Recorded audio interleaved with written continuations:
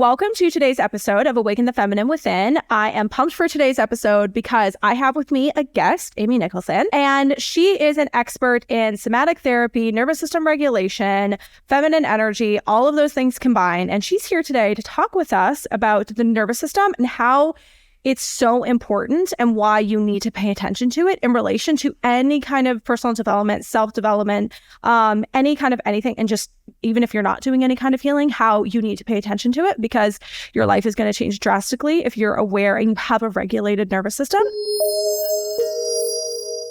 Welcome, Amy. If you can tell us about yourself and who you are, your background, all that good stuff. Thank you so much for having me. It's so lovely to meet you in person. And You too. I'm just so inspired by everything that you're putting out there. And so thanks again for the invitation. A little bit about me. I'm a somatic psychotherapist, shamanic practitioner, teacher, musician, and I live in Madison, Wisconsin. I have a private practice here where I work one-on-one with clients. I also teach online and I offer pilgrimages and retreats in the States and then also internationally in Peru and Mexico right now. Amazing. Yeah, but I've brought students all over the world to work with traditional healers. And it was through my studies with Indigenous people that led me to the nervous system. So I had an experience with a native teacher of mine where my body went into convulsions and I was totally freaked out by this. So this was 15 years ago. I was at a healing retreat with a teacher of mine, an elder, and we had done a ceremony. And then in the middle of the night, I woke up with this terror in my body. And I went to go find support because I didn't understand what was happening. And all of a sudden my I just went into convulsions, but I was conscious. I wasn't having a seizure. And so I knew something was happening neurologically. I knew it was a nervous system thing, but I didn't really understand what exactly it was. And so that experience led me to study somatic experiencing. I became a somatic experiencing practitioner. And then I went to grad school and became a therapist. So I kind of did things opposite, backwards. Normally people would go to grad school first and then do their continuing ed, but I already knew that I wanted to work with the nervous system and specialize in working with nervous system regulation and was practicing as a body worker too at the time. So I'm a licensed body worker, massage therapist. I taught massage for 15 years. I was a program director in higher education for 15 years. So I was coming at it from, the angle of being embodied and not wanting to, but believing in the power of healing in terms of the body and what the body was capable of. And so my background was really in ethnobotany and how Indigenous peoples use plant for medicine. That's what my undergrad was in. And then I went to massage school. And then, all this time I'd been studying with Indigenous teachers. My body went into convulsions and then I was like, what is this? This is something I need to understand more.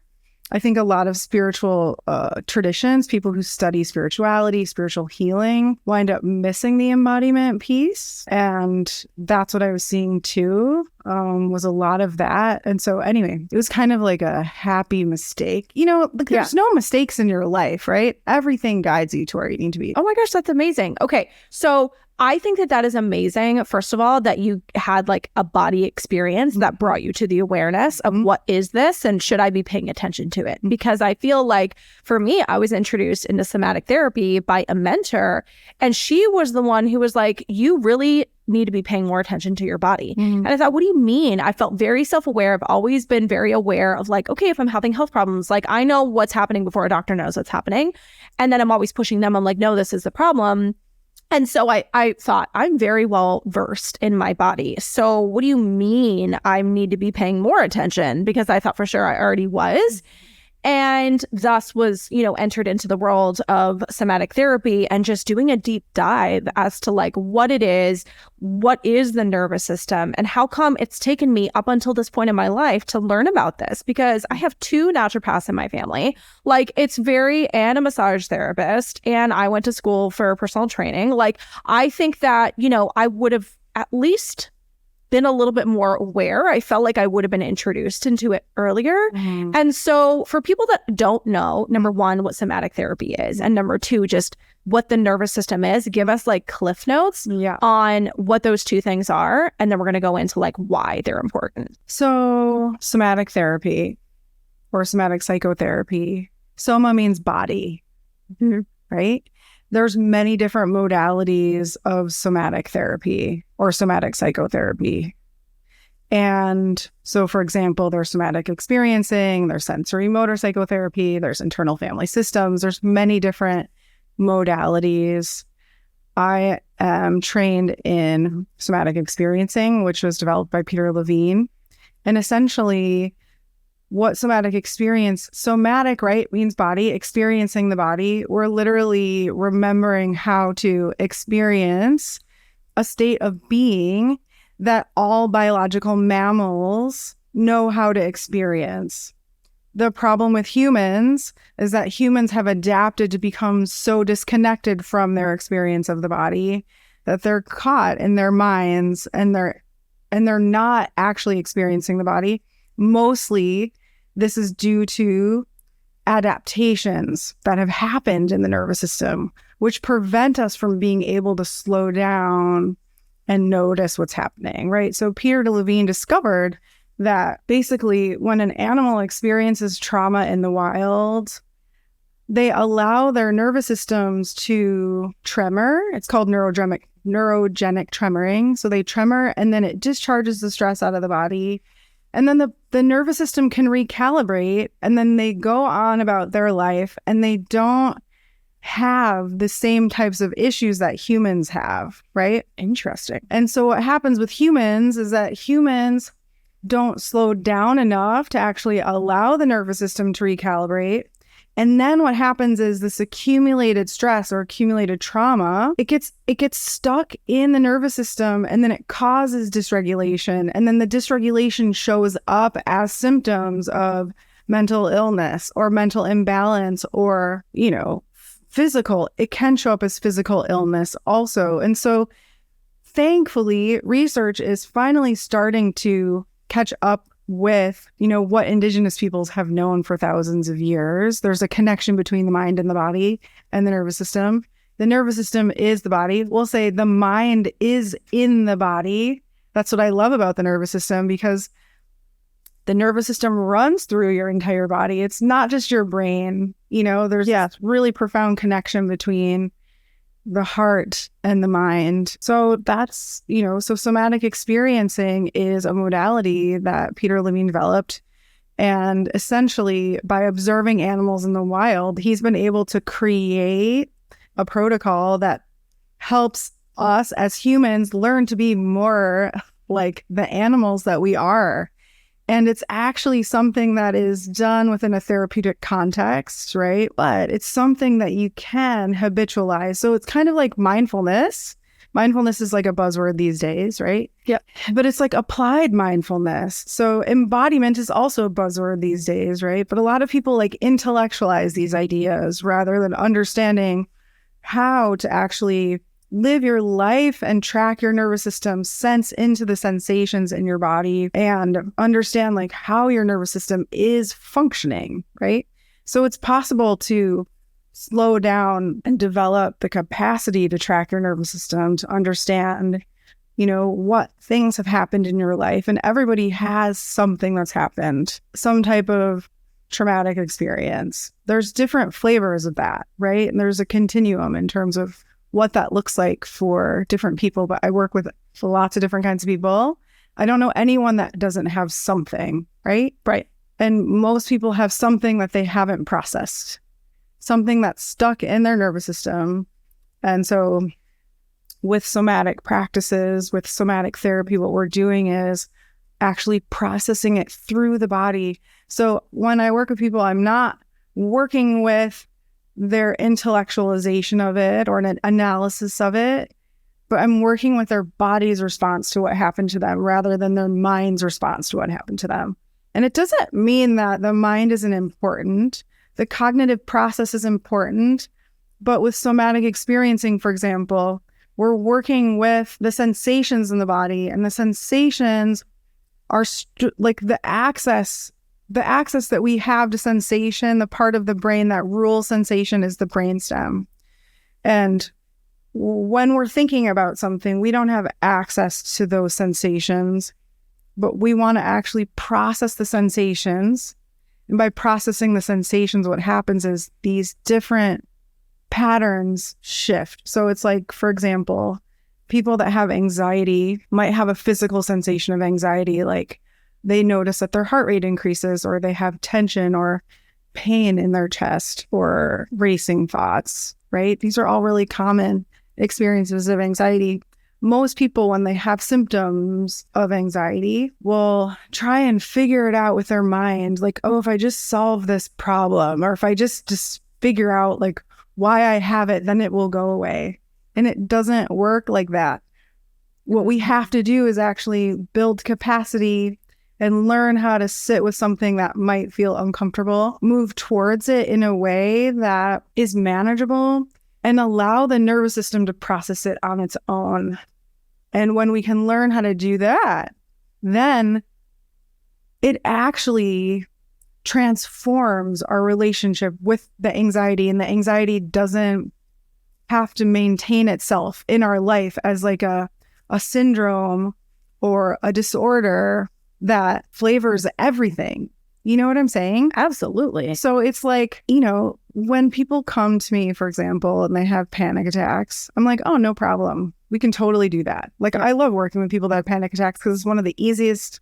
I don't want to say easiest, but it's really not that hard. I feel like culturally, like our medical model, the way that it's been given to us in terms of what is possible is like, okay, well, take this pill, or talk about it, right? And it'll go away. Yep. And then it doesn't go away. Or I'm sorry, you just have to live with it. You have anxiety, you have to live with it.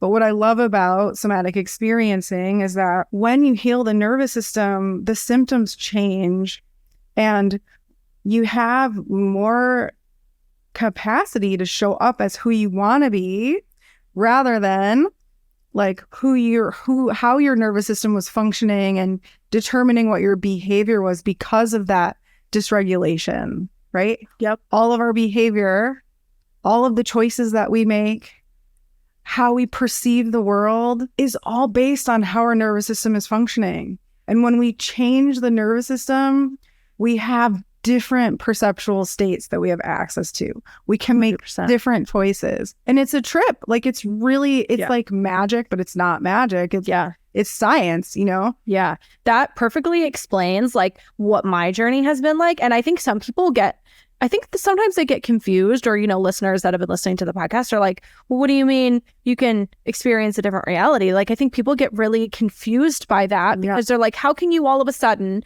have one kind of reality, say it be money or anxiety or depression, which I've had experience with all those, and then all of a sudden they disappear. And it's like, it does feel like magic to some extent, because you're like, I feel like, especially for me going through it, I'm like, oh, I don't even realize how I lived my life the way I lived it before, because it seems so like a different lifetime. It doesn't even feel like I was living. And I literally said that to my husband a couple weeks ago. I said, isn't it strange to feel like I really only feel alive since like 4 years ago?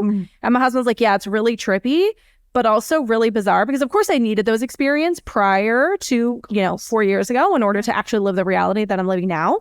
But it's so like, I feel like once I tapped into my body and actually got into, the nervous system and like actually truly living in my body, then I was like, it was like a light switch is what it felt like. And all of a sudden I was able to see, I was able to be grateful. I was able to, in some ways it almost feels fifth dimensional, because I'm like, I'm here, but I'm also like, I can see things differently. It's almost like I have this additional perspective because my body is actually present. I'm not chasing or processing or, constantly in a state of agitation because I'm trauma, whatever it might be. And so it's just, I love that you mentioned that it's, can seem a little trippy because you're like, oh, whoa, how are, a majority of the population living without tapping into their nervous system or having a regulated nervous system? Because now once you do have a regulated nervous system, you're just like, I There's no way. There's absolutely no way I would ever be able to live my life without having the perception and the embodiment that you're able to have once you have that regulated nervous system. So talk about what it's like for people when they start on a healing journey and they're finding panic attacks or similar to you where you had, a physical convulsion, your body is responding. And for me, I was either hysterically crying. And that's one side that my mentor was like, it's like you don't have a normal. You're just either crying your eyeballs out or you're on cloud nine. There's no like normalcy. And she's like, that's not a normal response. Like, not normal as in like, this is not how you want to be, all the time. Yeah. And I couldn't even talk about anything about myself without just like immediately crying my eyeballs out. And she's like, I don't think you need to work on your nervous system. And I'm like, oh, okay. So, and had I been guided on that path, like earlier on in my healing journey, I would have healed faster. There's no question about that, and gotten to where I wanted to go faster. So when, say, people are dealing with anxiety, frustration, say they're on a healing journey and they're just like, how would you guide them in terms of, or what suggestions do you have in terms of like, oh, well, here's what you can do to start paying attention to your nervous system. Yeah. Or here's what you might want to know about your nervous system that maybe you just want to kind of like learn to be friends with. So I think one of the most important things to think about when you're on a healing journey is that you don't have to do it alone. We're such an individualist culture where we feel like we have to pull up our bootstraps and we don't want to ask for help. Yeah. But asking for help is so important. And so finding a mentor, a somatic therapist, a somatic experiencing practitioner, someone who you can really work with and learn from is really important, right?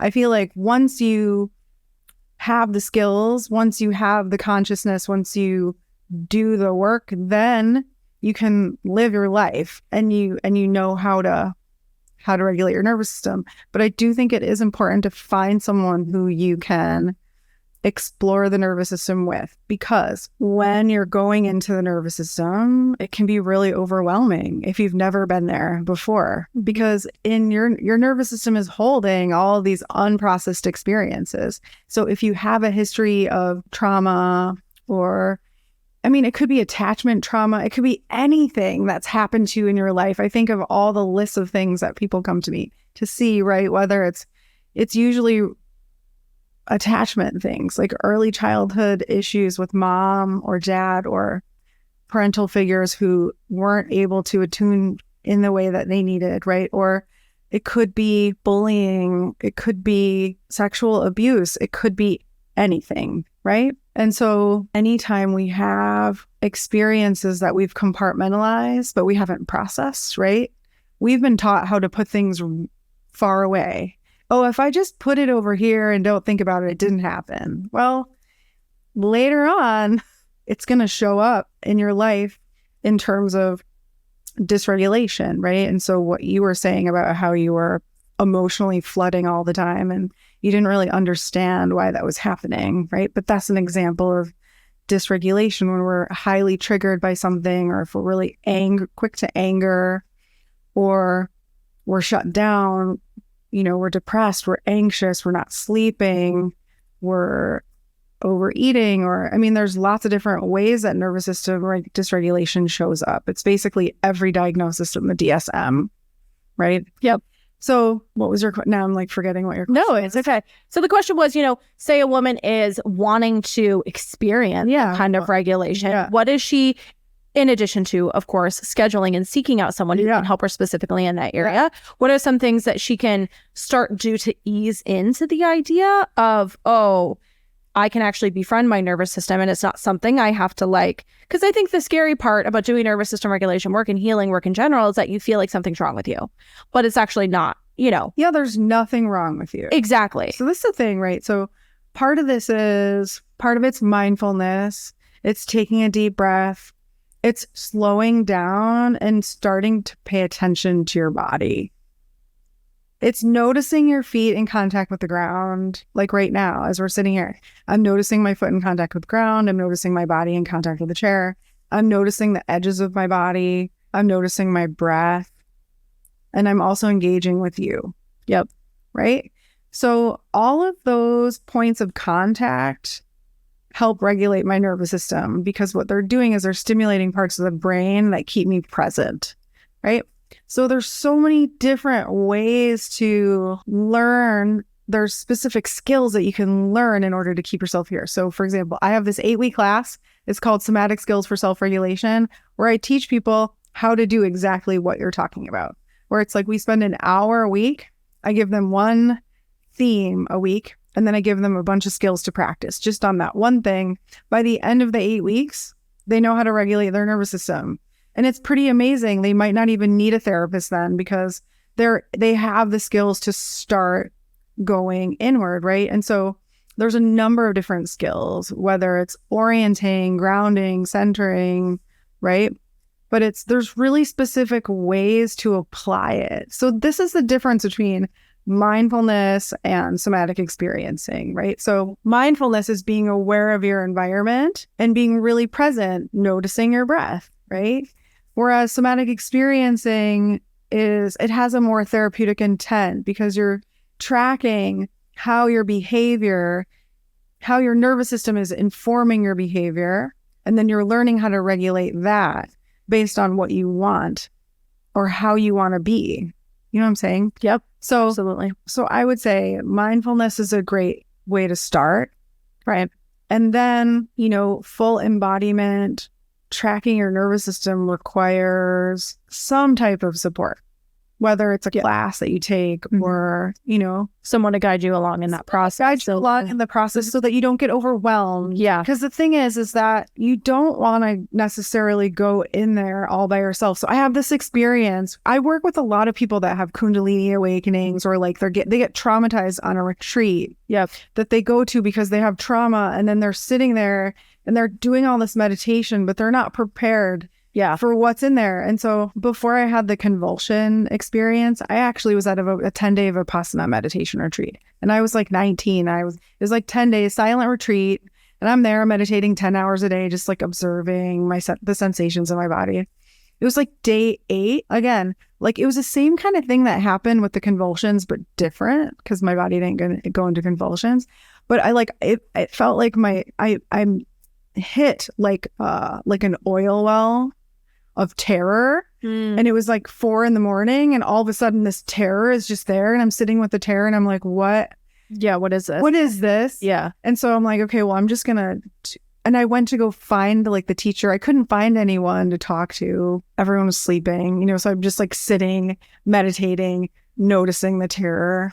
And then morning came, and I'm going for a walk, and I found someone to talk to, and all of a sudden I start like laughing and crying at the same time. And I felt like all of this energy, it was just coming out of you. It came out for like 45 minutes. It was like a similar thing with the convulsion, but it reminds me of that Joni Mitchell song, right? Like laughing and crying. It's the same. But then after that, it was like bliss for like 6 months, and my mind was clear, and I was just like, wow. And at the time I didn't know, but that was like a Kundalini thing that happened. And now I understand what that was. But back then I was just like really young, and I didn't even know how to ask the questions around what was happening. Yeah, because you didn't know what, like, that this was nervous system regulation, because at least from my experience, it's like a whole separate conversation that doesn't even happen in certain, personal development areas. So the thing is, I guess like what I think is important to mention in answer to your question is that like nervous system regulation is becoming like really trendy now. Yes. And everybody wants to do it, and that's great. We all want regulated nervous systems, because the world peace happens with will happen when everyone's nervous system is regulated. Yeah. That's what's going to happen. And you can re-traumatize yourself if you go into your nervous system either way that's not titrated. Meaning less is more. And so this is where it's so important to find someone to work with that you trust, that really understands how to hold someone in their process of regulation. Absolutely. Yeah. I love that. Okay, I want to talk about nervous system regulation and feeling and feminine energy, because what I've noticed in my coaching is when I help women with feminine energy and letting go and feeling the ease and feeling pleasure and feeling desire and leaning into like what they want, is there's oftentimes this like they hit a wall because their bodies are like, whoa, whoa, whoa, whoa, whoa, hold on. You were barreling at 100 miles an hour and now you want to just stop. And then their bodies, you know, kick up all this dirt and are like, no, I'm not okay with that. And so what ends up happening is they end up, you know, and I guide them through it, but they're just like, you know, either they're experiencing emotions and they feel like they're, you know, on this roller coaster of emotional, you know, ride. But most importantly, there's that difficulty to switch from the nervous system feeling like tight like a coil. And it's like, oh no, I have to respond this way. This is what I'm used to responding, whether it's getting angry, like you mentioned earlier, or, you know, crying, or just not being able to sit down peacefully for 30 minutes, or even being able to consider having a hobby because you're like, no, I need to go and clean the house and I need to go and run my kids on errands and I need to do all these things. And there's all that pressure. So how do you, like, what would you suggest for women who are up in that wall, who are like, okay, how do you help women feel, I guess is the biggest question. And how do you help them open up the door to, now of course I know, you know, the first recommendation is going to be to work with someone individually, but for the women that are listening that are maybe not aware that they're running into that wall, how would you explain what's happening in the nervous system when you're trying to go from, you know, running 600 miles an hour, filling your calendar over full and you're feeling overwhelmed, you're feeling frustrated, to switching over into letting go, clearing up and feeling more rested, more relaxed? What is that wall that they're experiencing? Every woman's going to be a little bit different. Yep. So help me understand the wall a little bit more. So the wall is your body's resistance to actually like letting go. Yeah, there's lots of different types of resistance and how that can show up. Okay. And so what I would recommend is to allow yourself to be honest. To be transparent with oneself. Honest with yourself, radically honest with yourself. In terms of, how am I feeling right now? What am I feeling right now? It's safe for me to have feelings. So these are mantras I give to my clients. It's safe for me to have feelings. My feelings are valid. It's safe for me to feel my feelings. It's safe for me to have feelings. My version of reality is valid, right? So the thing is, oftentimes when there's resistance, what's happening is we're coming up to something that it's usually a belief system or a trauma or a relationship that's not working, right? Boundaries are usually issues here. Like there's so many different things that it could be in terms of the resistance, but in terms of how to work with that resistance. So for example, if your listeners know what that means, right? When they come up to a wall or they experience some resistance, I would say, don't barrel through it and don't shut down, but learn how to be with it. Learn. And so that's what I mean when I say like, be honest with yourself. Like, let yourself breathe, notice it without numbing, without checking out, without drinking, without shopping. Scrolling on social media. Exactly. Right. So just what would happen if you just let yourself be honest with how you're feeling and then let yourself feel it. So the reason why I say be honest is that sometimes we have these like reactions that aren't necessarily honest, but it's just a pattern of freaking out that we're in. And it could look like a feeling. It could look like an emotion, but it's not necessarily honest. It could just be a reaction. Right. Yep. And so when you're on this path and you want to become more conscious, learning to be radically honest with yourself and like practicing self-acceptance, no matter where you are, I think is one of the first things that we can do, you know, and then from there, it's like, okay, well, once you're honest, once you notice that wall, it's like, okay, I'm just going to observe it from a distance first. I'm just going to notice it. I'm going to be curious about it. Can I be curious about this without judging it? No matter what it is, right? And curiosity is so important when learning how to regulate the nervous system. And especially if resistance or a wall comes up, because when you're curious about something, you don't have a position. You can be open to seeing something or feeling something differently, right? So a lot of women will come in and they'll be like angry at their partners for whatever reason. Like a lot of women have similar patterns with their relationships. When you have like 3 kids and you're working, you have a career and you have a lot going on. Yep. You know? And it's like, okay, well, instead of just being resentful all the time, going to that resentment, which could be the wall, right? Yep.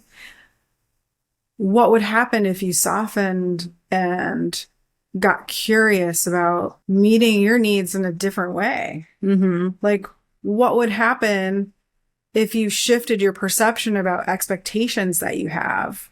And where did those expectations come from? You know, so there's lots of different ways to approach the wall. Mm-hmm. And, you know, so the thing is, like, we're working with the nervous system, right? But the nervous system is what creates all of our emotions. And so we also have to be mindful of and discerning of what those emotions are. Yep. You know? So it's really complicated. It is really complicated, but it's so fascinating how they're all such equally important parts of the puzzle. And I just love that. And that's why I wanted to have this conversation with you, because again, I just feel like women, especially in today's society, and thinking about myself like 10 years ago, there was just no conversation about the body. Just in this particular context. Sure. And even when it comes to healing, like everyone's talking about, you know, processing trauma and healing. And it's like, okay, well, if you don't tackle your nervous system, it's almost like you can only get so far. You're going to be capped. You're going to be, and that's where I was at when my mentor, thank goodness, did mention somatic therapy, because I just kept hitting like this.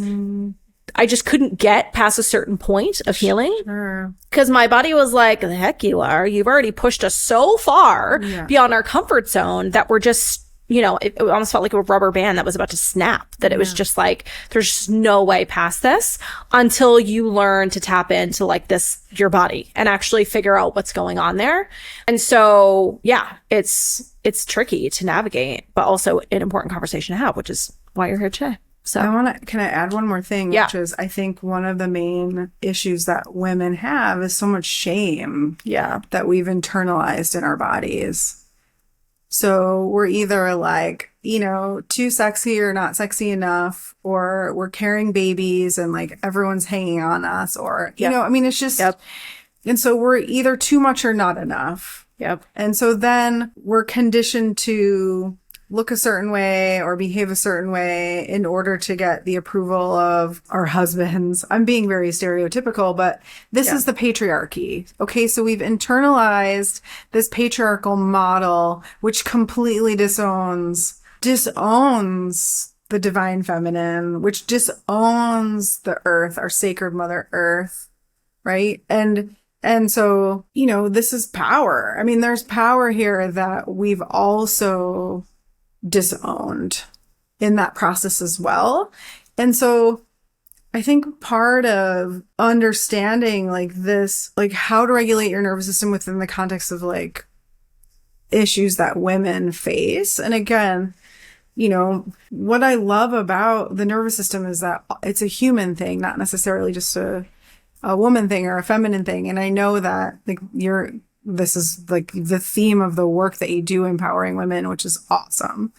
And it's like, I think it's also fascinating that we're in this like world where gender is also being questioned, you know, in so many different ways. Like, and I think it's a good thing because I think what it's going to do is liberate everyone if we can remember who we are just as conscious beings and learn how to be more flexible within our nervous systems, right? So we have cycles of expansion and contraction all day long, right?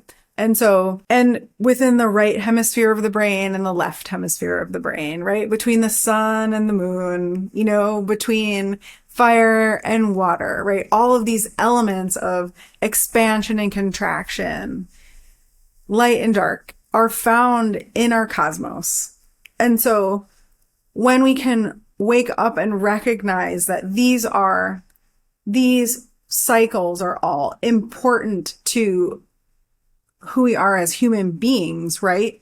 And then it's like, how can we allow ourselves to be more flexible? So that's the thing, like with women, there's so much that moms are required to do now. Yeah. It's so crazy. Like, yeah. Everyone's overscheduled and overdoing, it's like just driving. We've been pushing to being like robots, basically. It's like, you want to feel? Too bad. It's so unrealistic. Yeah. And then the thing is, like, the women who can do it really well, it's like, holy shit, how are you doing that? Because, like, I'm not doing that. Yeah. Like, I'm not doing that. Yeah. Like, I can't be asked to do that, whatever that is. Yeah. You know? But then it's like, okay, but then there's like a whole other level of shame about like what it means to be a woman. If it's like for the people that can pull it off. Yeah. Whatever that means. Right. And so I think that self-compassion is also part of learning to regulate your nervous system. Mm-hmm. So like giving yourself permission to slow down. Yep. Giving yourself permission to rest. Right? Like just allowing yourself to be, which again, whatever that means to you, everyone's going to have their own interpretation of what that means.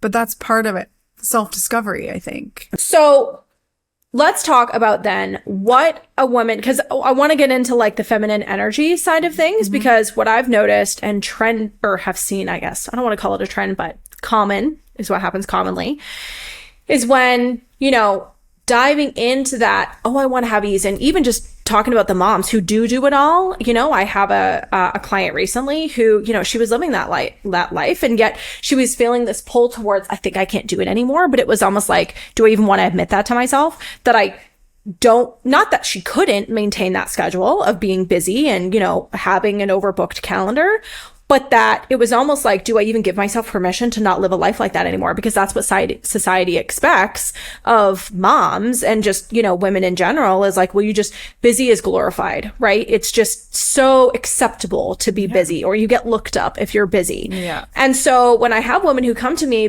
for, feminine energy coaching, and they're like, I think I want to not be busy. I think I want to have ease and to have room to play.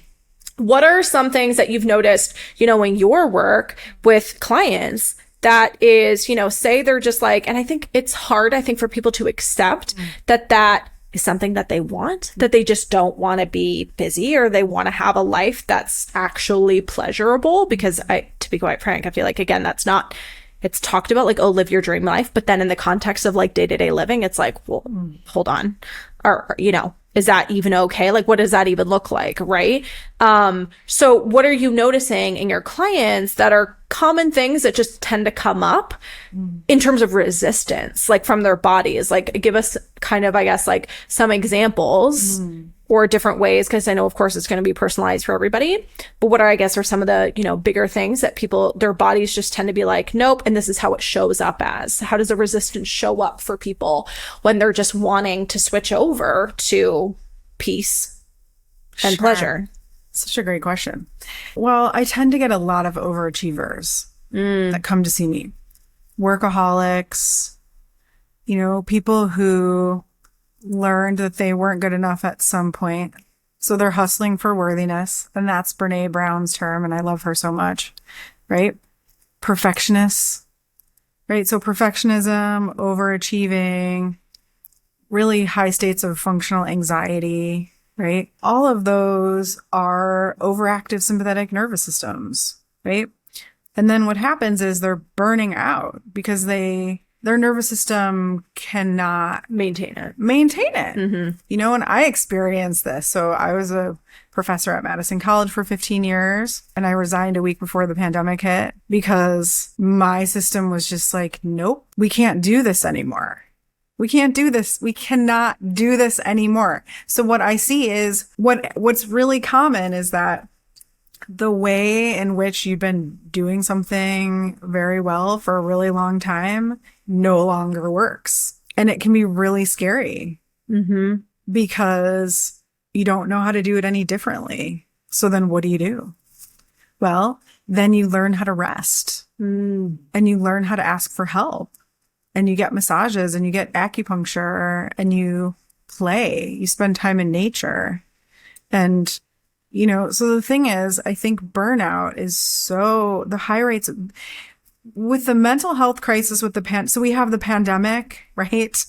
And then all the crazy things happening in the world, that on top of the way in which our modern society does not encourage balance is creating this crisis, this mental health crisis that we're in right now. You know, there's a wait. I mean, how many therapists do you know that have a waiting list?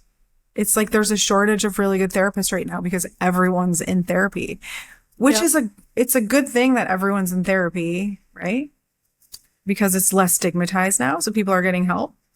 But it's also really sad at the same time, right? When I say sad, I don't mean like it's sad. I want everyone to get help. But I also think we have to really look at how to empower ourselves to make different choices so that we can get off the hamster wheel, so we can get out of just step off. I mean, I think it's scary because it's like we've been sold this like American dream and like everyone wants to keep up with the Joneses. And it's just, I think this consumer culture just drives this like sympathetic motor to like be more, consume more, achieve more. And it's like less is more. Okay, so tell us what it's like to live a life with a regulated nervous system, because I know for me, it has been totally like life altering. I feel like every day I'm living like a 5-star resort, which is crazy because I didn't know that was even, you know, feasibly possible. I don't get stressed out. I know we talked about that in between our breaks here of recording that, you know, I'll see other people get panicked about something and I'm like, oh, it's totally fine. You know, I don't even think twice about it. But that's not something, you know, in the past I would have been like held the grudge for, you know, 2 years and then I would have let it go. Seriously. So what is it like? What can women look forward to, you know, in this journey of like what it's like to live with a regulated nervous system? Because I just don't, nervous system regulation is talked about a lot, but I think we need to talk more about like what life is actually like. I love this question. And I love that your life feels like a 5-star resort. So if I could choose one word to describe what life is like with a regulated nervous system, the word I would choose is choice. We have choice of how we want to show up in every moment in response to what's happening in our lives when the nervous system is regulated. We're not reacting from something that's happened in the past. So for example, when you have a history of trauma or bad things happening to you and it's not processed, what's happening is the brain still thinks it's happening and then it projects that onto the present moment. So when you're reacting to something, you're not necessarily always reacting, especially if it's a trigger, right? If you're triggered by something in the moment, you're triggered by something that happened in the past, not necessarily what's happening in the moment, right? And if you don't have choice in terms of how to respond to that, you're definitely not living in the present moment, right? So when the nervous system is regulated, we have choice in terms of how we want to respond. And we can slow things down. We can actually be present with how we're showing up, who we want to be in relationship to ourselves, in relationship to our partners, in relationship to our kids, our communities, our work. And that sense of agency also feels like a more profound sense of connection to who we actually are. It's more authentic. It's real. It's genuine. Right? When we don't have all these layers of nervous system adaptation that's covering up like the essence of who we are, you know, we can actually show up as who we are, be okay with who we are. We don't worry so much about what other people are thinking because it doesn't matter. We're just being who we are. Yeah. And, you know, that practice of self-acceptance, I think, is part of that too. You know, we're just like, our life is less externalized and we're more focused on what our internal experience is. And we trust that so much more. We have the capacity to trust that so much more.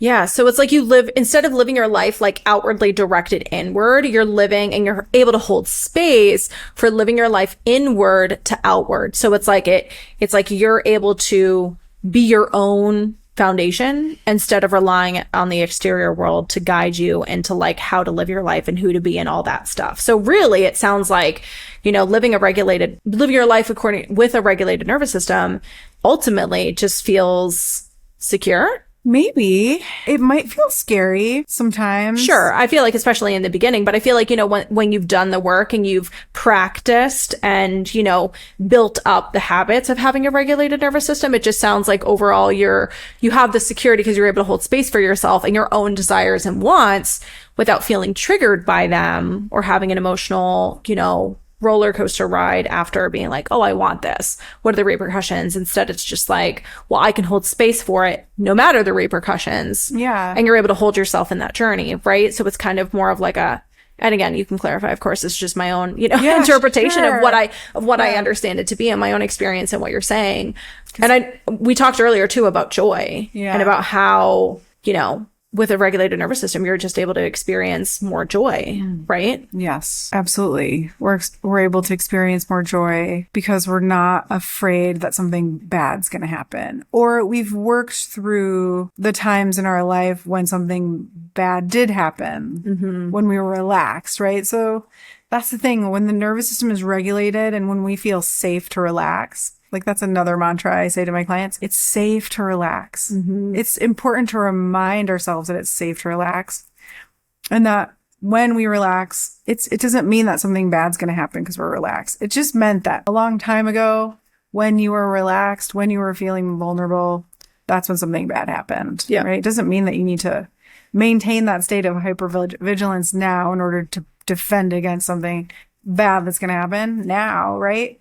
So it's like, okay, once we recognize it's safe to relax, then we can sense into what is it that brings me joy? What is it that inspires me? And again, coming back to that word choice, then I have choice in terms of, okay, what's going to bring me joy today? What is it?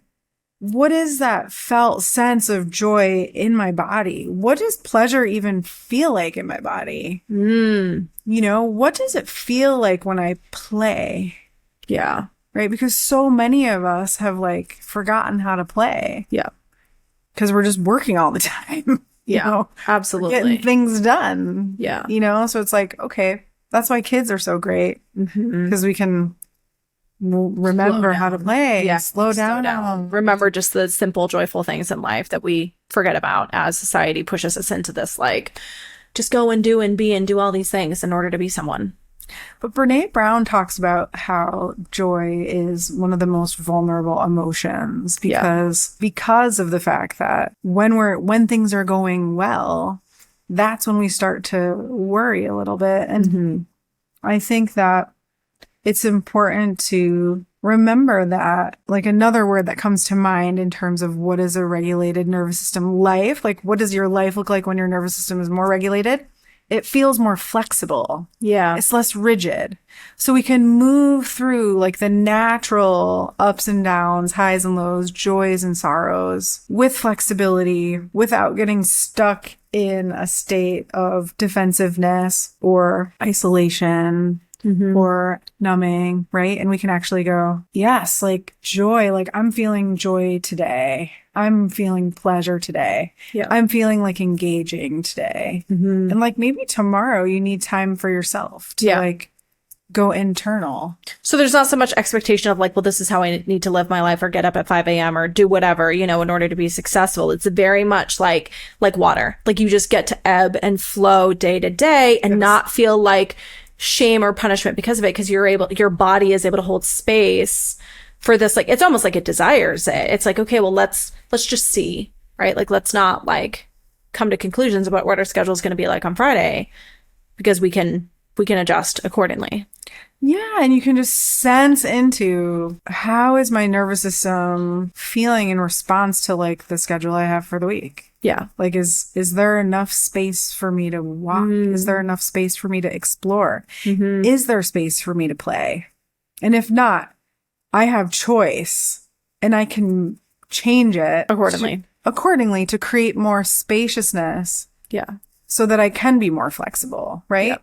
But if you have like other expectations of what success looks like, then you might be more rigid and not be able to make those decisions or follow through and take action, right? A lot of people make decisions, but it lives in their head. It doesn't follow through in action. Right. So that's the other thing, is that when our nervous system is regulated, we have courage to take risk because what we're feeling inside is aligned with the truth of who we are. And we know that. And so then it's easier to take a risk. Yeah. You know what I'm saying? Oh, 100%. I felt that way when I launched this podcast. It was like a year ago. So I felt like I was overthinking it. And this year I literally like just went and did it. And I was like, oh, why did I think that was so complicated? But my nervous system was able to hold space for like the actual action of like doing it and putting it together. And it just felt like it wasn't that much work. And I was like, oh, okay. Yeah, I was just able to do that. So it makes perfect sense that you're able to go and do more aligned action. And it doesn't feel like it didn't feel as much of a risk as it did last year. And so it's like my perception and my ability and how I was perceiving things totally changed because of the way my body was adjusting, and the nervous system my nervous system was adjusting to the healed state. So that's really powerful. It's so powerful because the thing is, when you take action like that, and then realize that nothing bad's going to happen, that you're not going to fail, that you're, all the things that you were thinking about in your mind that were preventing you from taking the action to begin with, it's not happening. Yeah. It's just moving forward in the way that you want it to. And then that also has a reparative effect because you realize that what was in your mind is not actually what's in your reality. It's so powerful to see it like that. Yeah. And so, I love that. I'm curious about what you were saying in terms of holding space for your nervous system. So for me, I think it was realizing that I had to, in a way, it's almost like disconnecting my brain from my body and seeing that my body was a separate entity that I needed to bring along with me. And by doing that, I was able to, think of it similar to like inner child healing. Like I was like, okay, you've gone through this trauma too. What do I need to do to help you to heal and come with me on this journey? Because it felt like my mind was always moving faster than my body. And I think that's why, I was always moved to tears and I was like crying all the time because my body was just like, listen, your brain might have like already jumped and like done the healing, but we haven't done the healing. And so recognizing that and being able to hold space for it, at least, for me was, and I did that by starting to regulate my nervous system, like yin yoga was a powerful thing for me in the beginning because I was like, I have to be able to just like literally hold my body and hold myself in a way that's uncomfortable. And I had so many breakthroughs and I would just like be crying, like towards the end of it. And I was like, here we go. And it was a little intimidating because I just knew that if I was either doing breath work or doing yin yoga or something, that the tears were going to come, but I knew that was part of the process. And so being able to gently push myself in the direction of those things to me was holding space for my body and was able to allow it the time to process, because I think, I've been in therapy for years, but I feel like this type of work is so different than traditional, therapy. And so I think it was important for me to just have that observation about my healing process, that I could encourage my body to heal and to process everything that I had gone through and that it would benefit me. Like I just trusted that it was going to benefit me. I mean, I had no idea it was going to be this good, but yeah, so that's the best way I would explain like what it was like for me to hold space for my body in that process. Cool. I'm just curious absolutely about that. Yeah. Yeah. Okay. So tell us how people can contact you and whether you do virtual, in person, all the good things. Sure. So people can contact me via my website. It's amynicholson.co. Instagram is Earth Spirit Healing Arts. And I work with people one-on-one in person in Madison. I work with people all over the world virtually. Amazing. I also teach an online class. The next one starts in September. Registration is open right now. It's 8 weeks. And basically, it's called Somatic Skills for Self-Regulation. And I teach people how to regulate their nervous systems. Basically, it's the art and the science of nervous system regulation. So they get the science so they can know why, so they can be motivated in applying the skills. And then they get the how. So it's experiential, so that by the end of the 8 weeks, the intention is that it becomes habitualized. So it becomes part of their life. So I've set it up like that. I have an online portal. People can take it via video if they can't attend live. But I definitely think people get most out of it if they do attend live. I do tell people that, you know, if they're worried about being in a group setting, that it's totally fine if they turn their videos off. They could change their name if they need to, if they want anonymity. But it's just a really safe container for you to show up and take care of yourself in whatever way you need to. And there's no expectation of participation at all. Although if people want some coaching from me, they can definitely ask questions. Right. So I set it up. Cool. There's a little lecture. It's interactive. And then it's also experiential. And it's only an hour a week. So it's very digestible too. It's not overwhelming. Which some of the stuff can be really overwhelming sometimes. Oh, for sure. So I've set it up so it's like really, really practical. Amazing. And then I also offer retreats. I have one coming up in Mexico that combines somatic experiencing and Andean shamanism. And I'm really excited about that. It's a women's retreat. It's called Resting in the Arms of the Pachamama. So it's all about like how to rest and how to regulate your nervous system, but also how to connect with the consciousness of the divine feminine and the earth specifically. So cool. It's going to be so cool. And it's in the most amazing place. Amazing. So it's at Equilibrium Healing Resort, and it's this off-grid sanctuary. It's amazing. So anyway, that info's on my website. And yeah, it's, you know, and I offer healing concerts. I do concerts too. Locally here. I had my first one April 8th. I'd been working on the album of original music, and so inspiring. Thank you. That's like a whole other journey, but it is all about the divine feminine. So that these first songs that I've released are called the Pachamama Invocations. And so in my own practice of healing my mother wound, you know, I really turned to the consciousness of the Pachamama, and she's been so profound in helping me heal like the wounded feminine energy. So the first chant is a chant in Quechua, which is an indigenous language from Peru. And so part 1 is an invocation of the Pachamama. And then part 2 is what I hear her say when she arrives. That's cool. And so when I offer these ceremonies for people, it's an invitation to learn how to invoke the Pachamama, but also receive the boundless love that she has for all of us. And she is us, right? So when we invoke her, we experience her consciousness through us. And it's mind-blowingly profound. Yeah. And amazing. Oh my goodness. Yeah, it's really amazing. Cool. Well, thank you so much for being on this podcast and sharing your wealth and expertise and experience with us, because it's so important as you see in your day-to-day work with clients and how transformative it is. And I appreciate you so much. I appreciate you too. I'm so grateful for this opportunity to connect with you and meet you. And yeah, I just love everything that you're up to. So thank you. You as well. Awesome. Yeah. Okay.